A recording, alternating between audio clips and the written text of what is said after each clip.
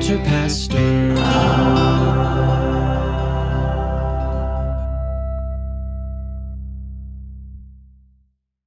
Just because I can't get enough of the new sports. You know, we talked about pickleball earlier in the show.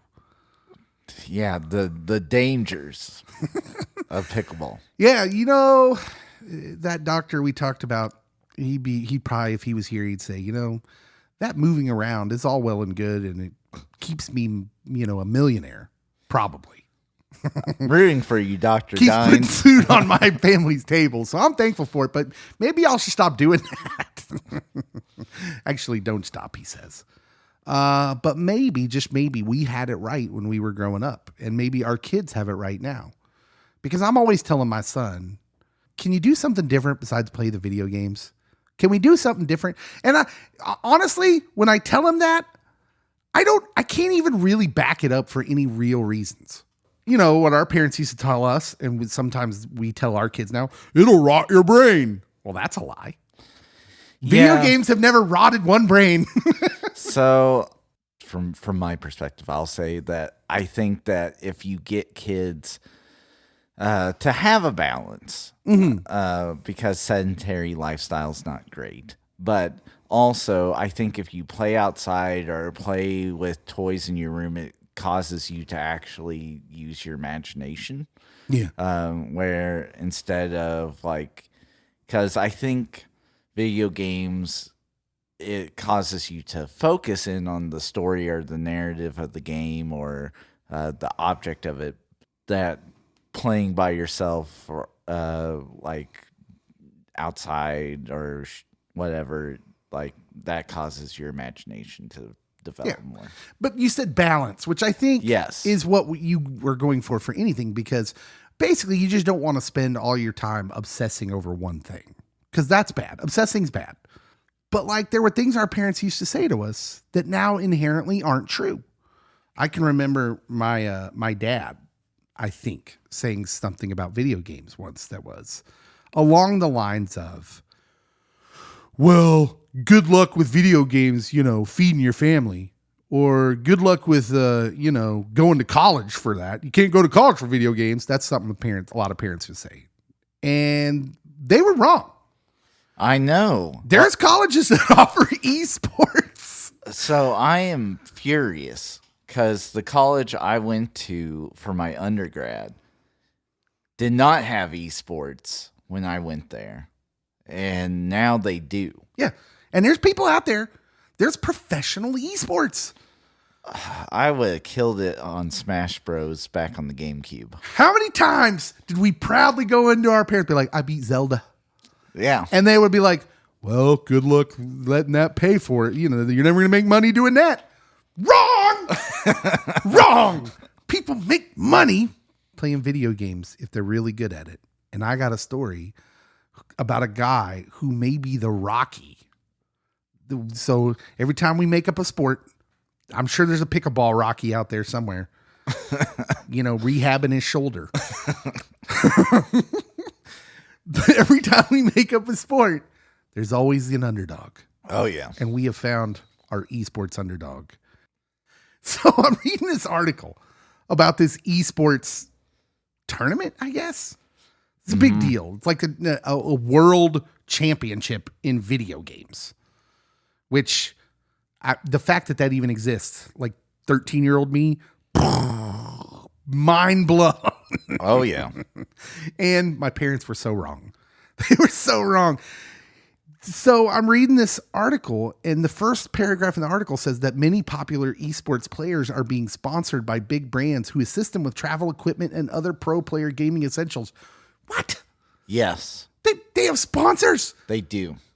There's companies that will pay these people to travel around and play in video game tournaments. And also, when they stream on Twitch, they can wear their gear or have a sticker placed so that way when you are watching them play their video game, you get to see the sponsor's logo. Also, we just changed the name to esports because it sounds more professional, right? Oh, yeah. They don't want to call them video games. It's not a game. It's like people that collect Funkos. Don't call them toys. Well, they're literally toys. literally You're literally playing video games for a living, bro. Just own it.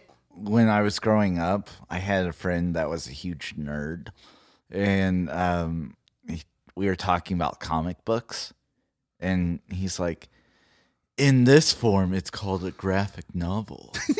And I'm like, it's just a big comic book. That's what it is. I have done that. Please do not call Watchmen a comic book. I read it at the University of Kansas. It was assigned to me to read. This is a graphic novel. Bro, that's 8 comic books all bound into one edition. Yes. That's what Watchmen was. And you can, like, look, it's okay. Comic books can be serious and have depth. They do. Anything can. But it's a comic book. It's a graphic novel, Dave. It's esports, Dave. Yes. So a lot of these big time esports guys are apparently getting paid just to show up. They're getting their tickets, their plane tickets paid for, their accommodations. I mean, they're making money just like NASCAR drivers. They've got like the suits with all the sponsors. This is not the case for Italian pro player Joshua Bianchi. Josh recently made it to the top 8 of the Tekken World Tour Global Finals. Is Tekken's a game? Yes. It's one of those fighting games? Mm-hmm. Okay, so think it's like an older one. Yeah, Street Fighter, like Mortal Kombat, that sort of thing, if you're into the video games. But he made it to the top 8 of the Tekken World Tour Global Finals. And in a Facebook post, he shared how he squeezes online Tekken training into his schedule. Cody, are you squeezing online Tekken training? I need to, evidently. See, this is serious. We need to read this though, because I'm often trying to convince people and my bosses why I need to squeeze in my Marvel Snap training on my phone during my day when I should be doing other things, because I'm training. And so was Joshua. He squeezes in online Tekken training into his schedule. Despite being a family man with 2 full-time jobs, he was still able to win the East Europe Regional Finals to represent his region in the World Championship in Amsterdam. Yeah. So he got good at a video game. Then he gets to go to the World Championship, and it's in Amsterdam, which like a bevy of history and like just beautiful places to see. Windmills. All the windmills. He gets to go to Amsterdam, but not so fast because he didn't have all these companies paying for him to go. Oh, no. And he has 2 jobs. And then he gets there. He finds a way to get there. And he goes up against these names. Reigning EVO champion, Jaemin Nibae from Korea. Oh, we shudder at the name of Jaemin Nibae from Korea. The reigning TWT champion, Yuta Chikurin Taki from Japan. Oh. And the only unified EVO champion ever, Arslan Ash Sadiq from Pakistan. Where is the United States in this? How is my man Joshua going to compete with those guys? No one can compete with that trinity. I think we're laying a little too hard on the sarcasm. This is a serious sport, and any one of those 3 dudes make more money in a day than we do in a year. Sadly. So here's the amazing thing. We're talking about this regular dude from Italy, and he got really good at Tekken, and he's living the dream, right? He runs through regionals, and he gets invited to the World Championships in Amsterdam. And then we talked about he's going up against all these, like, listen, I've never heard of any of these dudes, but they're presented in this article like they're big stuff. So I'm going to pretend they're big stuff. These dudes are unbeatable champions. One of them's referred to as the only unified champion ever from Pakistan. And this article, this is great because we're pastors. This article compares it to that he was put in the lion's den. Yes. The writer of this article uses a biblical metaphor. I was waiting for him to do the David and Goliath thing. 31-year-old Joshua still managed to get out of the round robin group stage in this Tekken World Championship. Way to go, Joshua. Which, raise your hand if you've never heard of Tekken. It's not even the biggest game out there, and yet here we are. So, people making money off of being good at video games. They had an arcade version of Tekken back in the day, like in the 90s, that you could play. Yeah. I worked at an arcade, and I remember Tekken.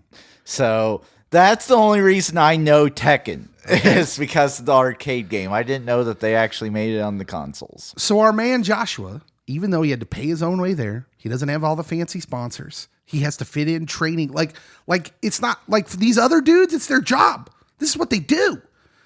Our guy Joshua's answering phone calls at a call center or something. He's working 2 full-time jobs, it says. And then he's somehow fitting in Tekken training. And is a family man. He goes all the way to the World Championships. He makes it through the round robin stage, and he's in the final bracket. After an incredible 2-0 win over unified champion Arslan Ash Sadiq. What? Yeah, beat him. In their match in Group A, he faced Kunumitsu of Arslan in the small confines of the Dragon's Nest. Is this English? I don't know what you're talking about. So the Dragon's Nest is a level on Tekken. Sweet. So you fight against other players, your video game guys. Yes. It says he used the small space to his advantage, and he beat this Pakistani champion with counterattacks and proper wall positioning. I love how they make this sound like it's not a video game when it's totally a video game. It's a game of strategy, Dave. So he advances to the finals. Cody, he wins. He wins it all. Who did he win against? I'm scrolling down because this is the longest article about a video game player I have ever seen. He goes up. It's apparently double elimination. He goes up against that Arslan guy again. Oh, and he swept the Pakistani prodigy. And look, there's a picture that I want to show you here. Yeah, I've been waiting for this picture. Oh, are you ready for this picture? This picture's amazing. Because 30 minutes. He's literally this is post victory. And this is you got to remember, this is our guy Joshua from Italy who's working 2 full-time jobs, doesn't have a sponsor, like all the other guys playing video games apparently, and he's just won the World Championships in Tekken out of nowhere because no one knows this dude. Look, now first I want you to notice him holding his son and crying. Okay, do you see that? He's holding his son and crying. It's like a Rocky moment. It is like a Rocky moment. He's got his son, and you can see all of this gauntlet he's traveled. He's it's been so hard. It's like the end of Rudy. It's like Rudy. He's tried so hard. He has the heart of a lion. But I want you to notice something else. The lady behind him sobbing. That's his wife. Look at the joy and the tears. This looks like if I wouldn't have told you this was at an esports event, you wouldn't have guessed it was in an esports. No. You would have think this dude just won the Boston Marathon. Literally, I'm trying to think how my wife would act or respond if I won the Star Fox 64 World Championships. I will now do an impersonation of my wife, Danielle, after my World Championship win in NBA Jam's tournament. Okay. Oh, wait, you won money? Oh, all right. That's cool. nice. Cool. End of impersonation. This woman has lived and died with her man. Yes. Look at that. Look at the emotion. Oh. Leah would be like, "Are you done yet? Can we go?" When are we getting the Rocky story, but in esports? I'm going to answer my own question because I saw a trailer recently. Have you seen the trailer for a Gran Turismo? Oh, yeah. The whole premise of the movie is Gran Turismo's a video game. And at first I'm like, oh, great. Another video game made into a movie to test my rules of me never paying to watch movies made from video games. But there's a gimmick. This is based on a true story about kids who were hired onto Formula One racing teams or Grand Prix teams because of their skill at the video game Gran Turismo. And they competed in real Grand Prix events. Like, that is banana scary to me. I don't ever want to hear a parent say that video games are a waste of time. Unless you're prepared to tell your kid on the traveling sports teams that they're also engaged in waste of time. Because in my eyes, you got the exact same opportunities going on. You can get scholarships to college, and there's professional leagues. Yeah. Now, my parents, they were mean. They would tell me, they're like, Cody, not that many people actually make it to the professional levels. That is true. We'll keep supporting you. And if you're having fun, that's really all that matters. Wait, what sport was this? This was real? Oh, this is like any endeavor I ever do in my life. Wait, what sport specifically are we talking about? Basketball? Basketball. Oh, your parents are saints. You were clear. I love you, but you wrestling, tennis. Wait, which wrestling? Real, like, Greco-Roman wrestling, or like professional wrestling, like The Rock? Like the kind they do at the Olympics and in high school. I was really hoping it was the other kind. I could still make it in the other kind. I'm just I feel a little jilted in that I wasn't made aware of all this sooner. Because if there's an NBA Jam league out there somewhere, I think there Tekken's is. an old game. Like, Tekken is just as old as NBA Jams. So I think that there is an NBA Jams league, because there is also a Smash Brothers league, Rocket League.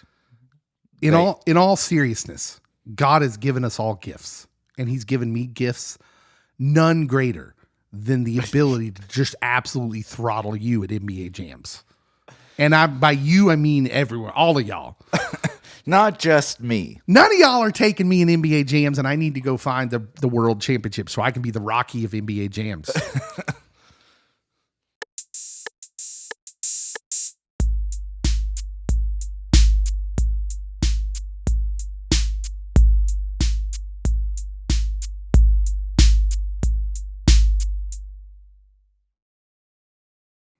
All right, Cody, you ready for this? I was born ready for this. Artificial intelligence, man. We talk about that a lot, seemingly, because it's sort of the subject of the moment.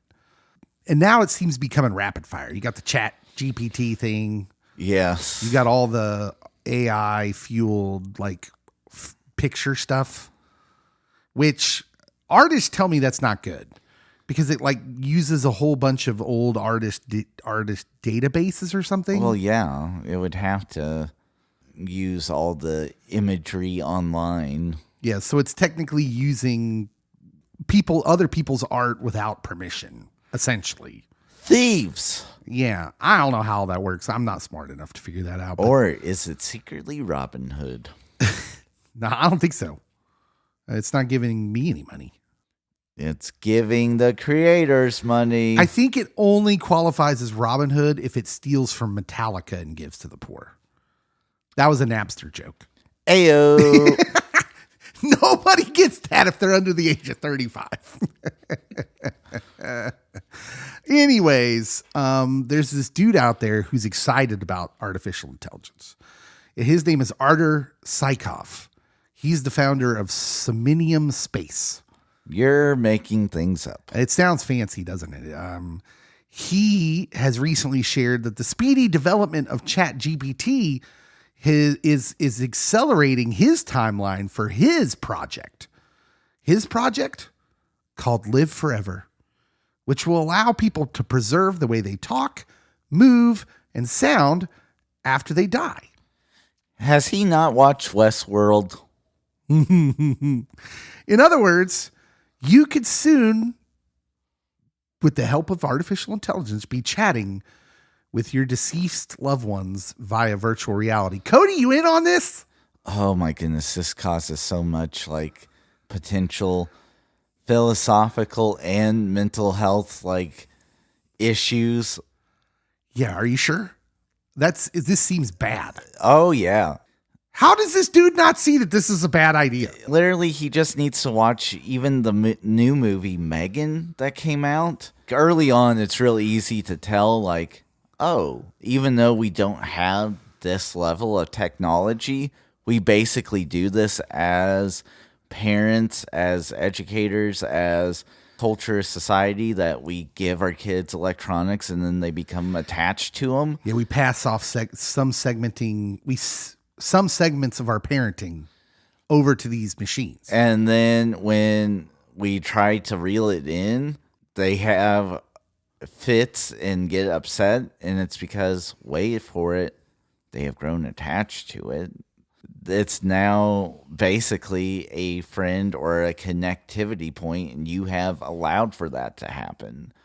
And the people that really struggle with getting over their deceased loved ones, I could see them spending hours, days, weeks.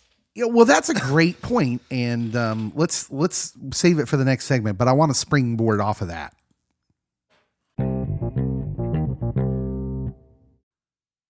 Okay, so there's this guy, Artur Sykov, who's the founder of Somnium Space. And he wants to use artificial intelligence to allow people to preserve the way they talk, move, and sound after they die, so that your loved ones, after you die, can chat with your artificial intelligence-fueled you after you're gone. He was inspired to develop Live Forever after his father died, and he wanted to apparently keep having virtual reality conversations with them. Now, here's the problem. I know people, Cody, who... We just talked about this in the pick-me-up hour, or in the devotional hour. The reason we mourn with those who mourn, weep with those who weep, is there's a reminder that you still have connection, right? That we have a culture in our society. We have our main connections that we've kind of based our lives around, our mothers, fathers, sons and daughters, spouses, that those are our main connections. And we can often put so much into those main connections that when we lose one of those connections, all of a sudden we think we're alone. Yeah.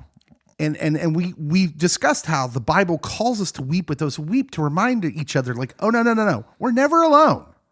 We understand we have a problem in our culture of people who lose one of those connections and can't move on. They can't live the rest of their life in the same way. They lose all joy.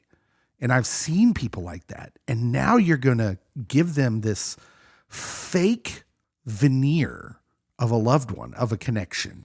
There are people who will lose themselves in this, Cody. They'll never live the rest of their lives. Right? Am I right? Oh, yeah. I could see people questioning what is real after they get so invested into carrying on conversation relationship with what is just artificial intelligence doing voice mimicking of your loved one. And that's the other scary part with artificial intelligence, right? And I haven't heard of it yet, but surely soon we will. How long till someone makes one of those connections? Well, I'm in love with so-and-so. Who's so-and-so? She's my artificial intelligence voice I talk to. Okay, that's not a real person. That's not a real connection, bro. You can't be in love with that. That is a collection of computer parts and commands firing. That's kind of the premise for the series Westworld, is that it starts off as a rich guy was wanting to live forever. And so he implanted all of his memories and of voice features into a computer system, and he was hoping science would be able to carry it out. But then his loved ones were like, oh, well, then we can keep talking with him. And then it also then expand to, well, we can monetize this and make it, oh, you could go back to this time period, or you go to this time period, and you can live out a fantasy life of talking with people that are real cowboys, real cowgirls. And no, they're not. Yeah. You're just talking with computer intelligence. Yeah, the whole artificial intelligence virtual reality thing is kind of wacky, and it's leading us down this road. It's just the next thing. And I'll get to this here in a second, but it's just the next thing.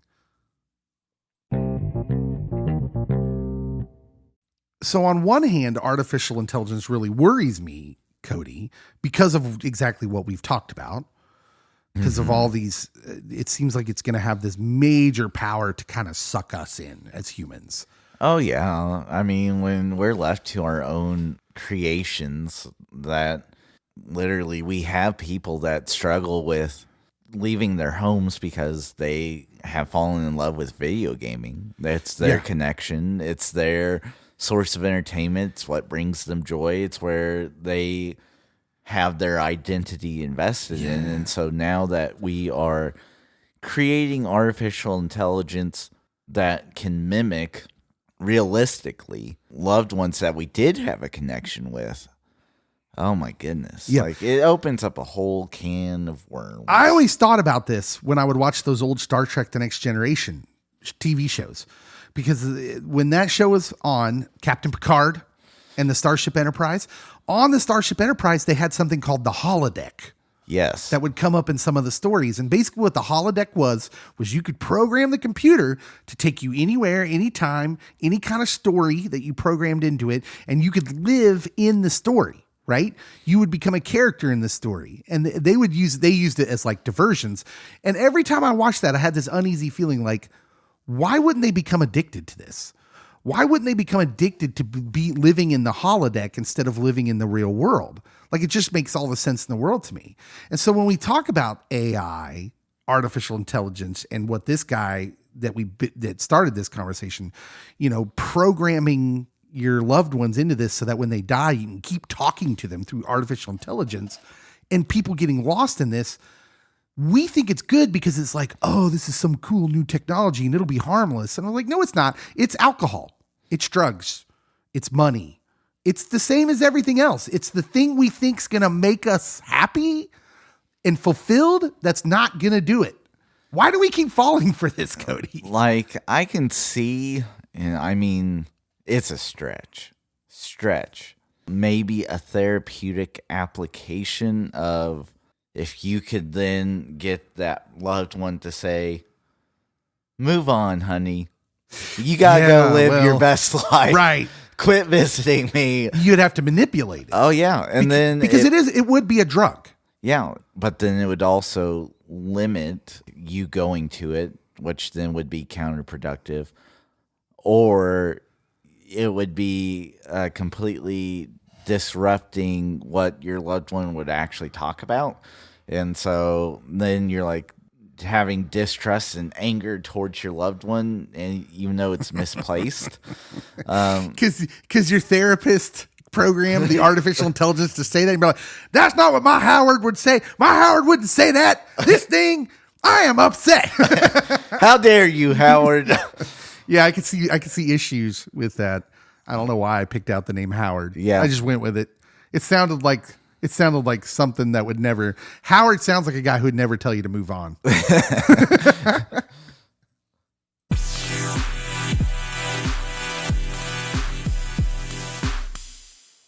Were you a fan of Nirvana, Cody? Out of the grungy bands, Nirvana was probably my second favorite. Now, grungy is not a negative term. Yeah, you're referencing the kind of music, grunge. They were grunge, and they were kind of grungy. Yeah. You could have owned one of Kurt Cobain's smashed Stratocasters, his guitars. Apparently, he was known to smash guitars quite frequently. Evidently, money just grew on trees. He smashed this one. Apparently, was smashed while they were making their Nevermind album, which is like iconic. Yes, and it sold at auction for almost $600,000. Someone bought a smashed guitar. Now it did have. He signed it. It had the signatures of 3 of the people from the band. Well, there was only 3. Kurt Cobain. Oh, okay. So it had the 3. I didn't know that. Obviously, I'm not a Nirvana fan. Kurt Cobain, Chris Novoselic, and Dave Grohl. Yes. Along with an inscription by Cobain addressed to the late Screaming Trees lead singer Mark Lanegan. So apparently this was his. Cobain gave it to him in 1992. So I don't know what Screaming Trees are. It does. Sounds like something from M. Night Shyamalan. Yes. It sounds like that is. But yeah. This is the happening. Here's what I don't understand. I must say I'm a bit mystified by the whole culture of autographs and memorabilia in that way. Like, who spends $500,000 on a guitar signed by somebody? So there's a show on Netflix about this guy that primarily does like sports memorabilia auctions, especially like cards.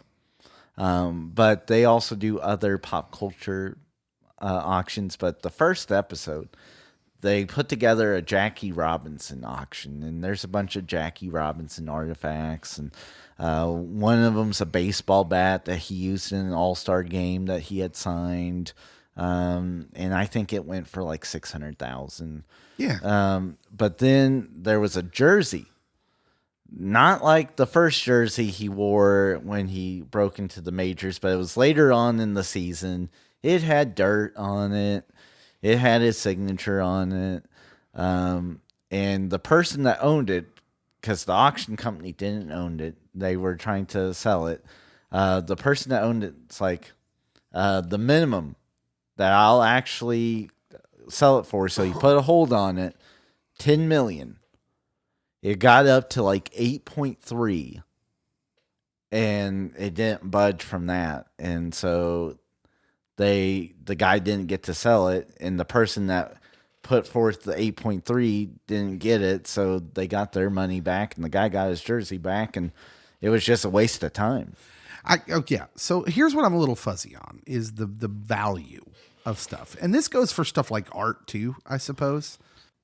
So here's what I don't understand about when things get auctioned. Like, so Kurt Cobain had a smashed guitar, a guitar he smashed at a concert, or making, in this case, when he was making an album. Apparently you celebrate by finishing your album by breaking your guitar.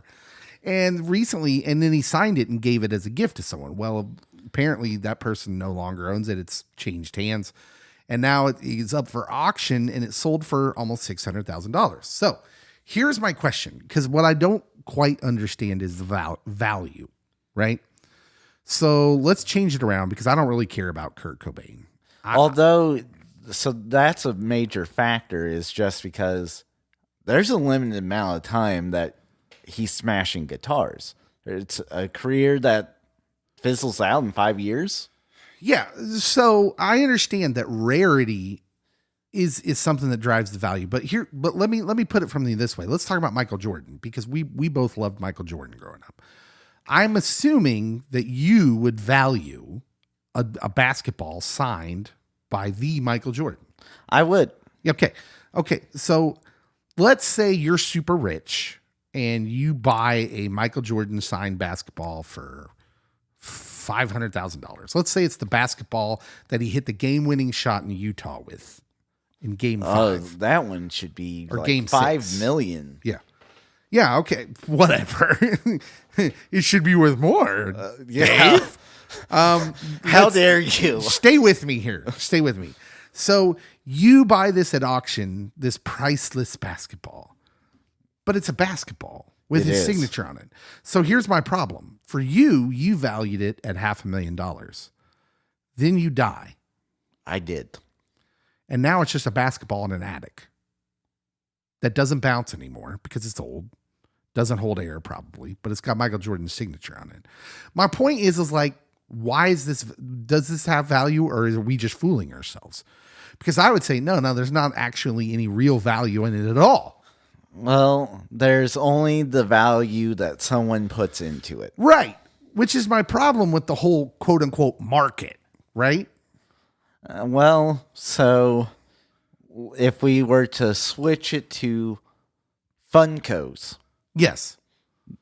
they're really not valuable. No, not at all. They're But cheap yet, little toys. there are a ton of people that do put a ton of value into it.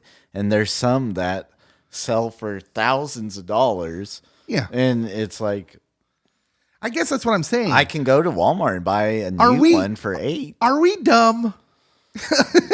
Are humans dumb? Why do we do that? Beanie Babies, baseball cards. The list goes on. Rare vehicles, cars. Is there any value really attached to any of these things? So for the seller, I think that part of it is importance, that it justifies our existence and our importance. Yeah. For the person buying, there's multiple factors like nostalgia. Oh, yes, this reminds me of my childhood when I had the Princess Diana Beanie Baby Bear. And so, but then my mom made me get rid of it. And so now I have to buy it as an adult, which on that Netflix show about the auctioneer that has the Jackie Robinson auction, he also gets like a whole Beanie Baby Bear collection, including the Princess Diana one. Just to be clear, do you know where that is? Do you know where that Princess Diana Beanie Baby doll is? Because I might be interested in that. It's probably in the Chanute landfill. It's probably in the Louvre. Yeah, something that important. I'm bust out like Pawn Stars though. I'm gonna be like, best I can do is $3.50. And a ham sandwich that's half eaten.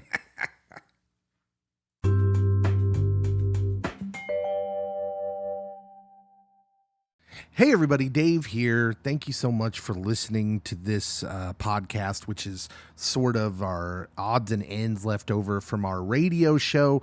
If you want to listen to our radio show, you can tune in to KFEX. That's website is kfex931.com. We would appreciate that, and so would they. We are on every day, weekday, noon to 4, so check us out there. Also, as always, please subscribe to the podcast if you're not already. Give us a 5-star review if you're on a listening platform that allows that, and leave us a review too. Write something nice about us. Share our posts. Follow our posts on social media so you can share our posts with your friends. Tell them why you love to listen to the Pop Culture Pastor podcast. That helps us out. We want all this to happen because we want to grow the community. We go out to comic conventions so we can be around you guys and keep growing the community. And that's what we want, man. We're all about the love. And let's get out there and let's love on each other and let's have community and let's look to the culture like something different. Thank you so much for listening, everybody. We'll be back.